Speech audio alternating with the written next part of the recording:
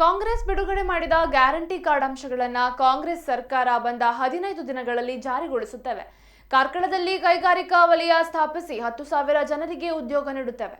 ಕ್ರೀಡಾ ಹಾಸ್ಟೆಲ್ ನಿರ್ಮಿಸುತ್ತೇವೆ. ಕಾರ್ಕಳ ಕ್ಷೇತ್ರಕ್ಕೆ ನನ್ನ ಅವಧಿಯಲ್ಲಿ ಸಾಕಷ್ಟು ಕೊಡುಗೆಗಳನ್ನು ನೀಡಿದ್ದೇನೆ.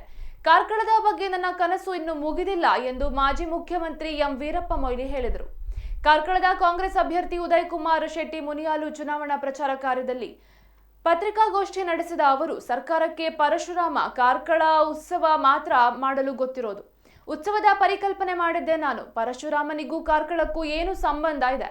ಸಂಸ್ಕೃತಿ ಇಲಾಖೆ ಸಚಿವರಾಗಿ ಕಾರ್ಕಳಕ್ಕೆ ಏನು ಮಾಡಿದ್ದಾರೆ ಎಂದು ಪ್ರಶ್ನಿಸಿದರು.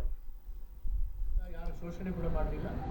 ಆದ್ರಿಂದ ಅಂತ ಒಬ್ಬ ಅಭ್ಯರ್ಥಿ ನಮಗೆ ಸಿಕ್ಕಿದ್ದಾರೆ. ಇದು ನಮ್ಮ ಸೌಭಾಗ್ಯ ಅಂತೇಳಿ ಕಾಂಗ್ರೆಸ್ನ ನಾನು ಖಂಡಿತವಾಗಿ ಕೂಡ ಹೇಳಬೇಕು. ಕರ್ನಾಟಕದಲ್ಲಿ 15 ವರ್ಷ ಒಬ್ಬಟ್ಟಿದ್ದಲ್ಲೆಲ್ಲ ನಾನು ಫಿನಾನ್ಸ್ ಮಿನಿಸ್ಟರ್ ಇರುವಾಗ ಅವರನ್ನು ರೆಗ್ಯುಲರೈಸ್ ಮಾಡಿ ಸ್ಟೈಪೆಂಡ್ರಿಗಳನ್ನು ಅವರಿಗೆ ಶಾಶ್ವತ ನೇಮಕಾತಿ ಕೊಟ್ಟೆವು. ಅದೇ ಪ್ರಕಾರ ಕಾಂಟ್ರಾಕ್ಟ್ಗಳನ್ನು ಕೂಡ ಶಾಶ್ವತ ನೇಮಕಾತಿಯನ್ನು ಪ್ರಾರಂಭ ಮಾಡಿದ್ದು. ಆಮೇಲೆ MLA ಆಗಲೇಬೇಕು ಅಂತೇಳಿ ದೇವರಾಜ ಅರಸು ನನಗೆ ಒತ್ತಾಯ ಹೇರಿದರು.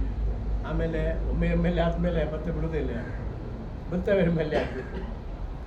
ನಿರಂತರವಾಗಿ ಬಹುಶಃ ಕರ್ನಾಟಕದಲ್ಲಿ ಭಾಳ ಅಪರೂಪ, ಇದು ಕೂಡ ಇಲ್ಲಿ ನಮ್ಮ 2 ಜಿಲ್ಲೆಗಳಲ್ಲಿ ನಿರಂತರವಾಗಿ ಯಾವುದೂ ಸೋಲಿಲ್ಲದೆ 6 ಬಾರಿ ನಾನಿಲ್ಲಿ ಆಯ್ಕೆಯಾಗಿದ್ದೀನಿ.